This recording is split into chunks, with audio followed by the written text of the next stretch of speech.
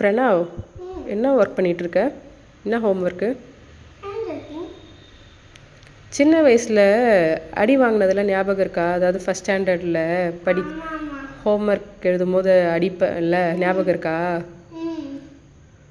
சரி, நான் இப்போது ஹேண்ட் ரைட்டிங் ஹோம் ஒர்க் எழுதும் போது நான் என்ன சொல்லுவேன் யூஸ்வலாக?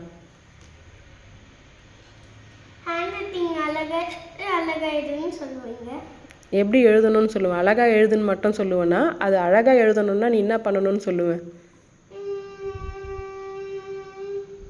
ரொம்ப யோசிக்காதடா. சரி, இப்போ அழகாக எழுதுறியா நீ? நல்லா இருக்கா ஹேண்ட் ரைட்டிங்? சொல்லு.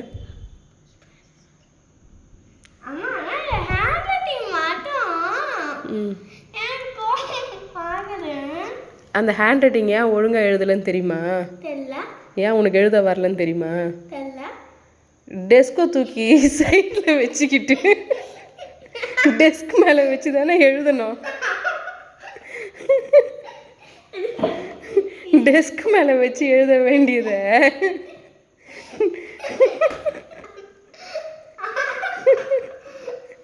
அதை தூக்கி சைடில் அப்படி நிப்பாட்டி வச்சுக்கிட்டு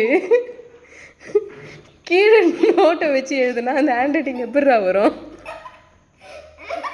சொல்லு, எப்படி வரும்? நான் அடிக்கிறது கரெக்டா தப்பா?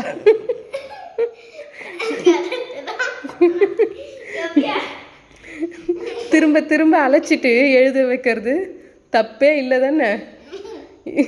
எத்தனை வாட்டி சொன்னாலும் டெஸ்க் அந்த மாதிரி சைடில் நிப்பாட்டுறதுக்கா கொடுத்தாங்க?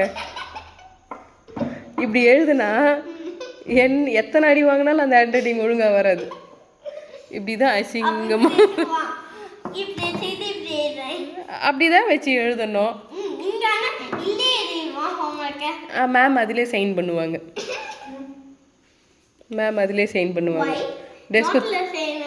நீ டெஸ்கில் எழுதுனா நோட்டில் எப்படி இருக்கும் நீ எழுதுந்து?